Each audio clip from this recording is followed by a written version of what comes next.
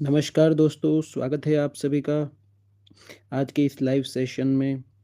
आज से दोस्तों हम शुरू करने जा रहे हैं एलडीसी एग्ज़ाम 2026 के लिए साइंस सब्जेक्ट की क्लासेस, जिसमें हम सारे टॉपिक वाइज क्वेश्चन लेंगे और पूरा सिलेबस कवर करने जा रहे हैं। तो जुड़े रहिए हमारे साथ और अपनी तैयारी को मजबूत करिए। आज से हम अपना पहला टॉपिक शुरू करने जा रहे हैं, जो है भौतिक एवं रासायनिक परिवर्तन। दोस्तों ये टॉपिक बिल्कुल आसान टॉपिक है और 1 नंबर आपका इस 20 से 25 मिनट की क्लास से आपका 1 नंबर का क्वेश्चन कंप्लीट हो जाएगा। तो शुरू करते हैं आज का अपना टॉपिक। और पहला क्वेश्चन है अपना, निम्न में से कौन-सा एक भौतिक परिवर्तन का उदाहरण है?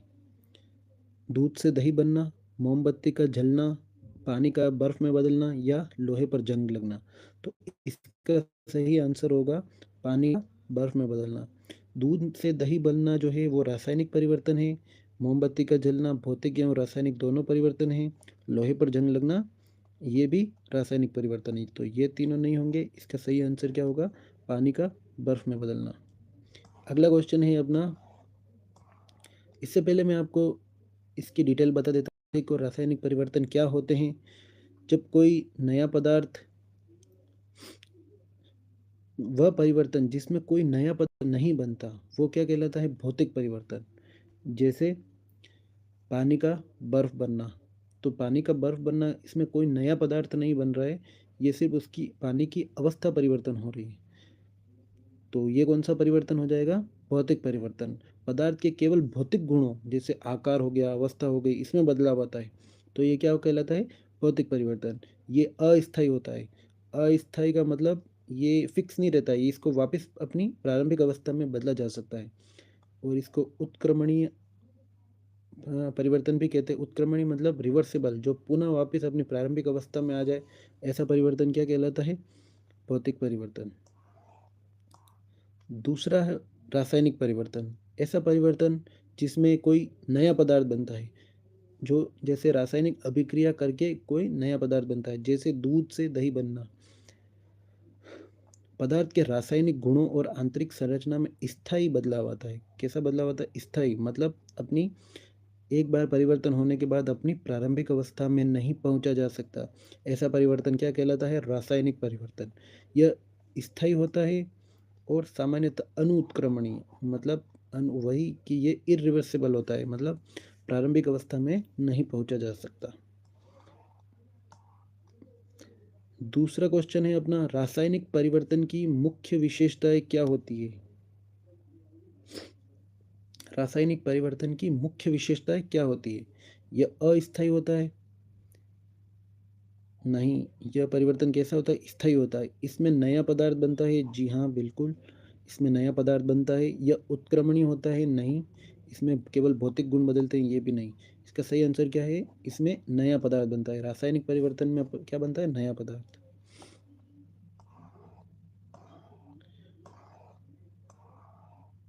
अगला क्वेश्चन है, लोहे पर जंग लगने के लिए कौन से कारक आवश्यक है? तो जो लोहा होता है उस पे जो जंग लगता है, उसके लिए क्या क्या चाहिए? एक तो चाहिए ऑक्सीजन। ऑक्सीजन। और दूसरा क्या चाहिए? जल या नमी। तो सही आंसर क्या होगा? ऑक्सीजन और नमी दोनों। ऑक्सीजन जो होता है वो पानी के साथ अभिक्रिया करता है और जंग बनती है। जब लोहा जो है ना हवा में उपस्थित ऑक्सीजन O2 तथा नमी H2O के संपर्क में आता है, तो उस पर भूरा लाल रंग का पदार्थ बनता है, जिसे जंग या रस्ट कहते हैं। इसका सामान्य सूत्र क्या है? ये सूत्र बहुत बार पूछा जा चुका है एग्जाम में, तो ये भी आप ध्यान रखिएगा कि इसका सूत्र होता है Fe2O3 XH2O। जो X जो यहाँ पे है वो क्या है? पानी की बदलती हुई मात्रा। क्वेश्चन नंबर 4, मोमबत्ती के जलने के दौरान होने वाला परिवर्तन कौन सा है? तो जो मोमबत्ती जलती है, तो मोमबत्ती के जलने के दौरान कौन सा परिवर्तन होता है? तो मोमबत्ती जब जलती है तो इसमें भौतिक परिवर्तन होता है या रासायनिक परिवर्तन होता है, या दोनों होते हैं? तो इसका सही आंसर होगा भौतिक और रासायनिक दोनों परिवर्तन। जब मोमबत्ती जलती है तो जो मोम पिघलता है, तो वो क्या है? भौतिक परिवर्तन। और जो धागे हैं, धागे का जलकर गैस और ऊष्मा देना, ये कौन सा परिवर्तन है? रासायनिक परिवर्तन। तो जो मोमबत्ती है, इसके जलने में भौतिक एवं रासायनिक दोनों परिवर्तन होते हैं।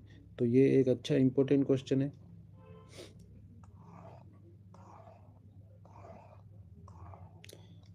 अगला क्वेश्चन है, पेड़ों को काटना किस प्रकार का परिवर्तन माना जाता है? तो पेड़ों को काटना क्या रासायनिक परिवर्तन होता है? जी नहीं, इसमें कोई रासायनिक क्रिया अभिक्रिया नहीं हो रही है। भौतिक परिवर्तन, जी हाँ, इसका सही आंसर होगा भौतिक परिवर्तन, क्योंकि इसमें क्या हो रहा है, सिर्फ लकड़ी की लकड़ी के आकार में बदलाव आ रहा है, मतलब भौतिक परिवर्तन हो रहा है। अगला क्वेश्चन है, मैग्नीशियम रिबन को हवा में जलाने पर प्राप्त मैग्नीशियम ऑक्साइड किसका उदाहरण है? तो मैग्नीशियम ऑक्साइड जो है, मैग्नीशियम रिबन जो है, वो उसको हवा में अपन जलाएंगे तो मैग्नीशियम ऑक्साइड बनता है। तो कुछ नया पदार्थ बन रहा है, तो इसका आसान सा आंसर है कि रासायनिक अभिक्रिया हो रही है, तो रासायनिक परिवर्तन हो रहा है। मैग्नीशियम ऑक्सीजन के साथ जलकर सफ़ेद राख MgO बनाता है, जो एक रासायनिक पदार्थ है, तो रासायनिक अभिक्रिया हो रही है। क्वेश्चन है, अगला क्वेश्चन है, बादलों का बनना कौन सा परिवर्तन है? बादलों का बनना कौन सा परिवर्तन है? क्या भौतिक परिवर्तन है, क्या रासायनिक परिवर्तन है, प्राकृतिक रासायनिक क्रिया है, या कोई नहीं? तो जो बादलों का बनना है, उसमें यह जल चक्र का हिस्सा होता है, पानी से बादल बनना। तो इसमें सिर्फ अवस्था का परिवर्तन हो रहा है, ना कि कोई नया पदार्थ बन रहा है। तो इसमें क्या हो रहा है, भौतिक परिवर्तन हो रहा है। यह जल चक्र का हिस्सा होता है जहाँ केवल अवस्था बदलती है, इसलिए ये भौतिक परिवर्तन कहलाता है। शक्कर का पानी में घुलना कैसा परिवर्तन है? शक्कर जो होता है, उसका पानी में घुलना, तो जो शक्कर होती है वो पानी में घुलती है, तो कोई नया पदार्थ नहीं बनता है। अपन को हमेशा ध्यान रखना है, अगर कोई नया पदार्थ बन रहा है तो रासायनिक अभिक्रिया होगी, और कोई पदार्थ सिर्फ अवस्था परिवर्तन हो रही है तो वो क्या होगा, भौतिक परिवर्तन। अर्थात अपन को हमेशा ये ध्यान रखना है कि अपन देखते हैं कि जैसे कोई पदार्थ बना और वापस उसकी प्रारंभिक अवस्था प्राप्त की जा सकती है, तो वो पदार्थ हमेशा ध्यान रखेंगे कि वो कौन सा होगा, वो भौतिक परिवर्तन होगा। जैसे अगर शक्कर को पानी में घुली हुई है, तो अपन उसको वापस पुनः उससे अपन क्या प्राप्त कर सकते हैं, शक्कर प्राप्त कर सकते हैं। इसलिए शक्कर का पानी में घुलना भौतिक परिवर्तन होता है। लोहे को जंग से बचाने के लिए जिंक की परत चढ़ाने की प्रक्रिया क्या कहलाती है? तो जो दोस्तों, जो लोहा होता है, उसको अपन जंग से बचाने के लिए क्या करते हैं, गैल्वेनीकरण या यशद लेपन की प्रक्रिया होती है, जिसमें अपन क्या करते हैं, जिंक की परत चढ़ाते हैं। तो इसका सही आंसर होगा गैल्वेनीकरण। जिंक की परत लोहे को ऑक्सीजन और नमी के संपर्क में आने से रोकती है और जंग लगने से बचाती है। अगला क्वेश्चन है अपना, निम्न में से कौन सा परिवर्तन रासायनिक परिवर्तन का उदाहरण है? कांच का टूटना, कांच टूट रहा है, सिर्फ अवस्था परिवर्तन हो रही है, तो ये भौतिक परिवर्तन हुआ। घी का पिघलना, घी अगर पिघला तो वापस ठंडा करने पर वो जम भी जाएगा, तो ये भी भौतिक परिवर्तन हो। सोने के तार का खींचना, ये भी भौतिक परिवर्तन है। और सही आंसर क्या है इसका, भोजन का पाचन। एक बार भोजन पच गया तो प्रारंभिक अवस्था में नहीं आ पाएगा, इसलिए ये कौन सा परिवर्तन हुआ, रासायनिक परिवर्तन। पाचन में एंजाइम भोजन को नए सरल अणुओं में बदल देते हैं। अगला प्रश्न है क्वेश्चन नंबर 11, फलों का पकना क्या है? तो बिल्कुल सिंपल सा आंसर है और अच्छा प्रश्न है ये। फलों का पकना, एक बार फल पक गए तो मतलब उसकी अवस्था परिवर्तन हो, उसकी उसका नया पदार्थ बन गया। एक बार फल पक गए तो वो वापस से कच्चा नहीं हो सकता है, एक बार पक गया तो पक गया। तो इसका सही आंसर क्या होगा, रासायनिक परिवर्तन।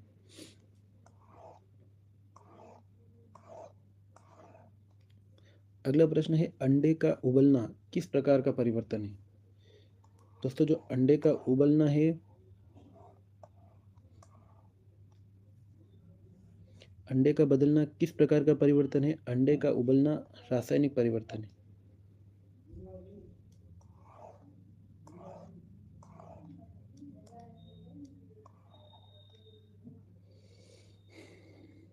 क्वेश्चन नंबर 13, तांबे के बर्तन पर हरे रंग की परत का जमना उदाहरण है। तो जो तांबे की बर्तन होते हैं उस पर हरे रंग की परत जम जाती है, उसको अपन क्या कहते हैं? संक्षारण कहते हैं। क्या कहते हैं? संक्षारण। तांबे के परत रासायनिक अभिक्रिया होती है और उससे जो परत जम जाती है हरे रंग की, उसको कहते हैं संक्षारण। चूने के पानी में CO2 या कार्बन डाइऑक्साइड प्रवाहित करने पर उसका रंग कैसा हो जाता है? दूधिया। तो ये दूधिया होने का क्या कारण है? कौन सा परिवर्तन है? सीधा सा आंसर है इसका रासायनिक परिवर्तन है। कैल्शियम कार्बोनेट के बनने के कारण पानी कैसा हो जाता है? जब चूने के पानी में CO2 प्रवाहित करते हैं तो कैल्शियम कार्बोनेट बनता है और पानी का रंग कैसा हो जाता है? दूधिया हो जाता है।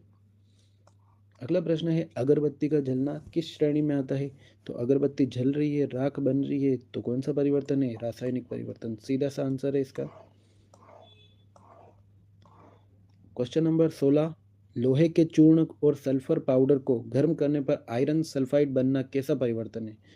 तो लोहे के चूर्ण है और सल्फर पाउडर को गर्म करने पर आयरन सल्फाइड बनना, सीधा सा आंसर है इसका भी नया पदार्थ बन रहा है। तो कौन सा परिवर्तन है? रासायनिक परिवर्तन है। गर्म करने पर लोहा और सल्फाइड आपस में क्रिया करके आयरन सल्फाइड बनाते हैं और जिसके गुण लोहे और सल्फर से बिल्कुल अलग है। नया पदार्थ बन रहा है और इनके जो गुण है वो बिल्कुल अलग हो जाते हैं। क्वेश्चन नंबर 17, ठोस कपूर का सीधे गैस में बदलना क्या कहलाता है?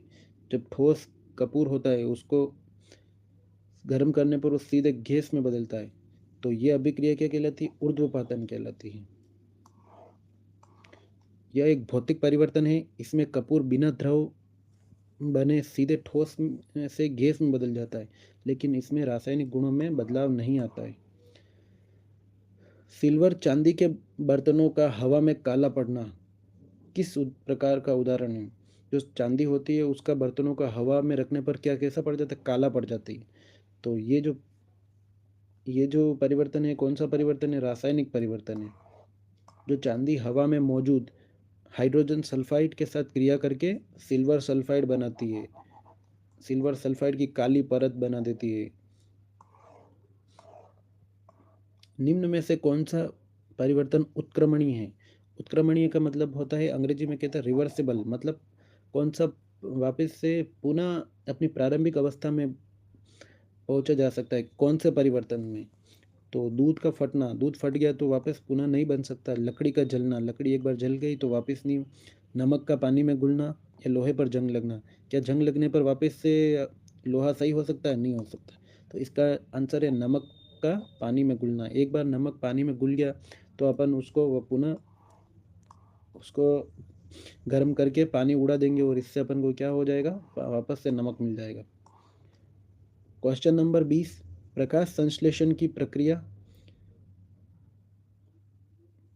कौन सा परिवर्तन है? प्रकाश संश्लेषण की प्रक्रिया कौन सा परिवर्तन है?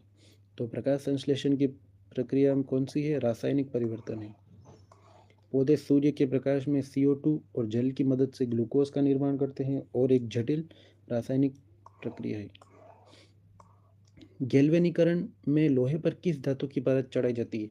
ये क्वेश्चन अभी पहले पढ़ चुके हैं अपन और अच्छा क्वेश्चन है। गैल्वेनाइजेशन या गैल्वेनीकरण में लोहे पर किस धातु की परत चढ़ाई जाती है? तो हमेशा ध्यान रखना, जस्ता या जिंक की परत चढ़ाई जाती है। खाने के सोडे में नींबू का रस मिलाने पर बुलबुले निकलते हैं, कौन सा परिवर्तन है? रासायनिक परिवर्तन। क्रिस्टलीकरण की विधि का मुख्य उद्देश्य क्या है? जो क्रिस्टलीकरण जो विधि है उसका मुख्य उद्देश्य क्या है? क्रिस्टलीकरण का मुख्य उद्देश्य नया पदार्थ बनाना, लोहे को जंग से बचाना, दहन प्रक्रिया को रोकना, ये तीनों नहीं है। इसका सही आंसर क्या है? अशुद्ध पदार्थ को शुद्ध करना।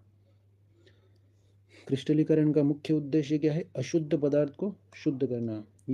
क्रिस्टलीकरण एक भौतिक विधि है जिसका उपयोग समुद्री जल से नमक या अन्य अशुद्ध पदार्थों से शुद्ध क्रिस्टल प्राप्त करने के लिए किया जाता है। अगला प्रश्न है, श्वसन रेस्पिरेशन जो है वो किस प्रकार की प्रक्रिया है? जो श्वसन है वो कौन सी प्रकार की प्रक्रिया है? क्या भौतिक परिवर्तन है? क्या रासायनिक परिवर्तन है? जी हाँ, श्वसन जो है वो कैसी प्रक्रिया है? रासायनिक परिवर्तन होता है। श्वसन में ग्लूकोज का ऑक्सीकरण होता है जिससे ऊर्जा, जल और CO2 बनते हैं। अतः यह एक रासायनिक परिवर्तन है। क्वेश्चन नंबर 25, मैग्नीशियम रिबन को जलाने से पहले रेगमाल से क्यों रगड़ा जाता है? मैग्नीशियम रिबन को जलाने से पहले रेगमाल से क्यों रगड़ा जाता है? उसको चमकदार बनाने के लिए, उस पर जमी मैग्नीशियम कार्बोनेट की परत हटाने के लिए, उसे पतला करने के लिए या कोई नहीं।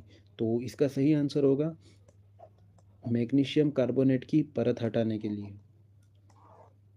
हवा के संपर्क में रहने से मैग्नीशियम पर एक सुरक्षात्मक परत जम जाती है जो उसे जलने नहीं देती। उसे हटाना एक भौतिक प्रक्रिया है ताकि रासायनिक क्रिया आसानी से हो सके। इस टॉपिक के पूर्ण हुए। मैं आशा करता हूँ कि आपको ये सेशन अच्छा लगा होगा और क्वेश्चन अच्छे लगे होंगे। अगर आपको हमारा वीडियो अच्छा लगा तो प्लीज़ लाइक करें और ऐसे ही वीडियो आने वाले सारे टॉपिक पर ऐसे ही MCQ वीडियो प्राप्त करने के लिए हमारे चैनल को सब्सक्राइब ज़रूर करें और अपने दोस्तों से शेयर ज़रूर करें। तो मिलते हैं हम अगले अगले टॉपिक को लेकर, जल्दी मिलेंगे। Thank you.